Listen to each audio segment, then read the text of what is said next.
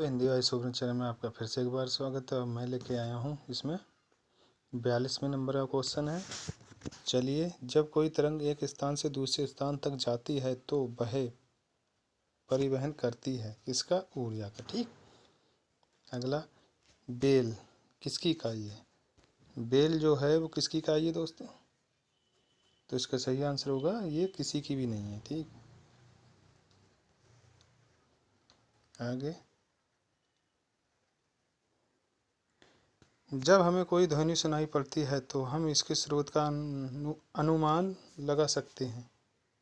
किसके स्रोत का? तो ये ध्वनि की तीव्रता से। Option number B. Optic fibre को आमतौर पर किस में प्रयोग किया जाता है? किस में प्रयोग किया जाता है? तो ये किया जाता है संचार में। Option number A.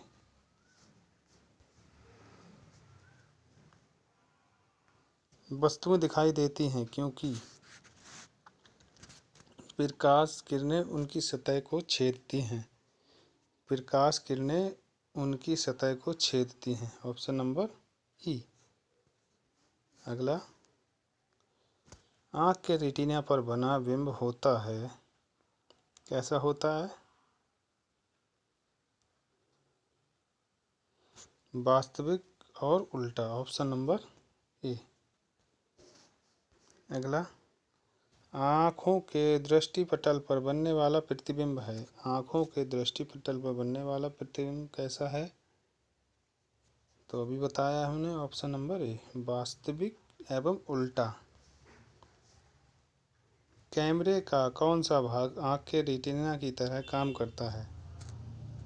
कैमरे का कौन सा भाग आँख के रेटिना की तरह काम करता है? कौन सा भाग है?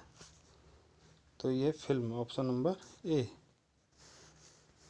अगला, एक व्यक्ति उन वस्तुओं के चित्र कैमरा फिल्मों के प्रयोग से ले सकता है जो आँख से स्पष्ट दिखाई नहीं पड़ती, तो जो निम्नलिखित के लिए स्वीकार्य है।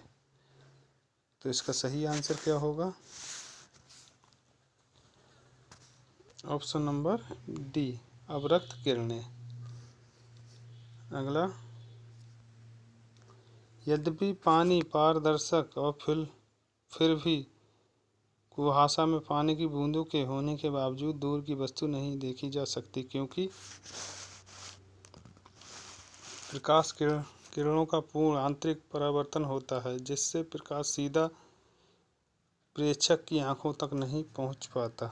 ऑप्शन नंबर सी।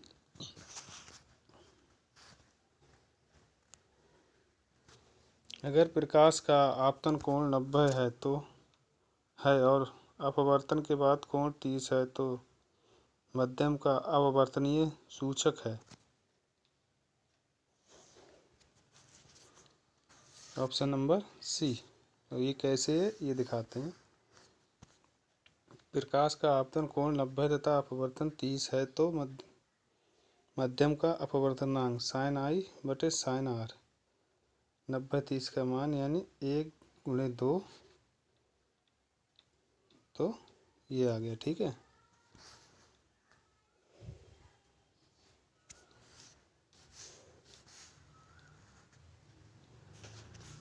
प्रिज्म का कोण 60 है। प्रिज्म के पदार्थ का अपवर्तनांक √2 है। एक किरण 45 के कोण पर आपतित होती है।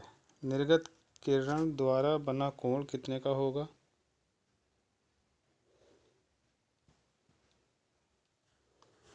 तो देखते हैं इसमें।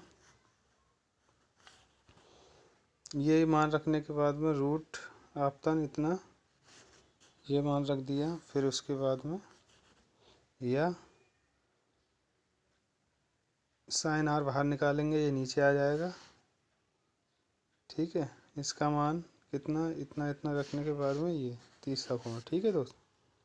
चलिए अगला,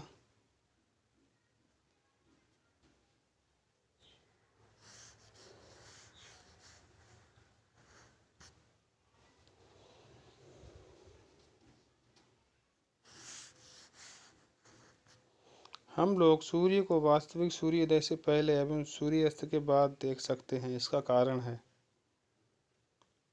इसका क्या कारण है? तो इसका कारण है अपवर्तन, ऑप्शन नंबर सी। सूर्यास्त के पहले सूर्य गहरा नारंगी लाल रंग का प्रतीक होता है, क्योंकि क्यों होता है ये बताइए। उसके प्रकाश जो ज़्यादा मोटा वायुमंडल भेद कर आना होता है, इसलिए अन्य रंग प्रकीर्णन हो जाते हैं और हमारे पास नहीं पहुंचते, ऑप्शन नंबर डी। अगला, रात में तारे झिलमिलाते हैं क्योंकि वायुमंडल में वायु का अपवर्तनांक बदलता है, ऑप्शन नंबर डी। अगला प्रश्न, यदि दो आदमी चंद्रमा की सतह पर बातचीत करते हैं तो वे एक दूसरे की आवाज़ नहीं सुन सकते, ऑप्शन नंबर सी। दोस्तों, क्लास यहीं समाप्त होती है।